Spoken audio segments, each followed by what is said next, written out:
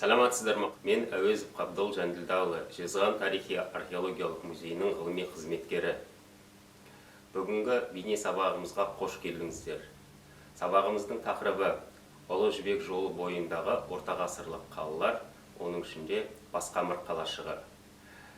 Ұлы Жібек жолының тарихи мән мақсаты сіздер білетіндей шығыс пен батыстың мәдениетін, ғылымын, дінін, әлеуметтік экономикалық әрі саяси хал ахуалын байланыстыру болып табылады. Осы Ұлы Жібек жолының бойындағы орта ғасырлы қалашықтардың ішінде орталық Қазақстандағы Басқамыр, Аяққамыр сияқты қалашықтар үлкен сауда экономикалық маңызға ие болғаны тарихтан белгілі. Біздің сіздермен бүгінгі ашып алып қарайтын қалашығымыз бұл Басқамыр қалашығы. Басқамыр қалашығы Жезқазған қаласынан 83 шақырым жерде орналасқан орта ғасырлық қалашық болып есептеледі. Жалпы Ұлытаудың тарихында Басқамыр қалашығы орта ғасырда Қазақ хандығының тұсында да көрініс береді. Сіздер білесіздер, Қасым ханның бұрындық хандардың тұсында, яғни 1505-1510 жылдары қазақтың тағдырын шешетін ірі 4 шайқас болды. Соның алғашқы үшеуі Мұхамед-Шайбаниға өте тиімді болды, ал қалған соңғы 4-ші шайқас Мұхамед-Шайбаниға үлкен дағдарыспен аяқталды. Осы шайқаста Қасым ханның бастаған әскері жеңіске жетті, ал осы шайқас Ұлытаудың маңында Басқамыр қалашығының орналасқан қазіргі өзінің жерінде болып өткені тарихта айтылады. Енді Басқамыр қалашығы жайында әртүрлі деректер бар. Соның ішінде біз деректерді екіге бөліп қарастыруымызға болады. Бұл жазба деректері, одан қалды археологиялық деректер.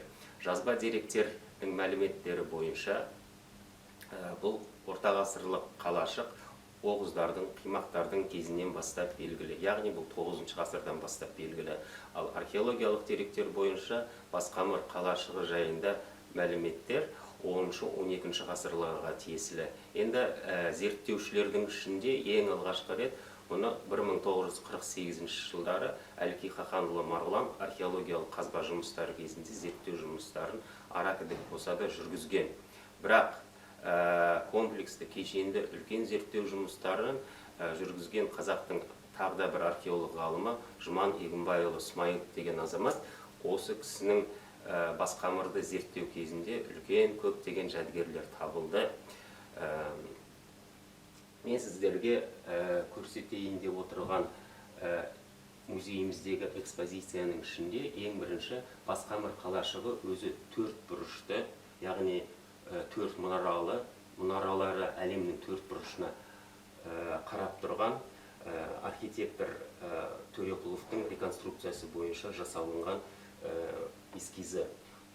Одан қалды мынау Басқамыр қалашығының 94-ші жылы жөндеу жұмыстары жүргізілген кездегі бейнесі.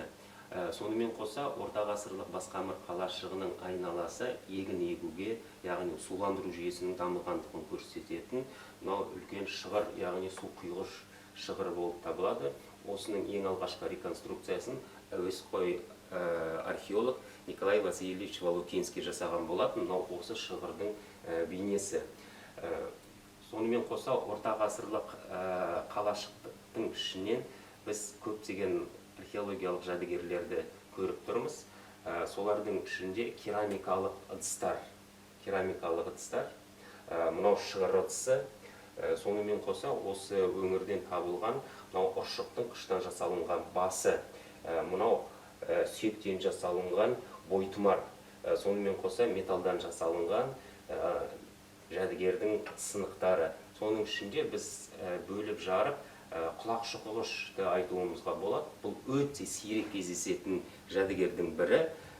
Қазақстанда әлі күнге дейін табылмады десек те болады. Бұл музейіміздегі ең құнды экспонаттың бірі болып табылады. Енді осы құлақ шұқығыштың мәні мен маңызына тоқталып өтейік.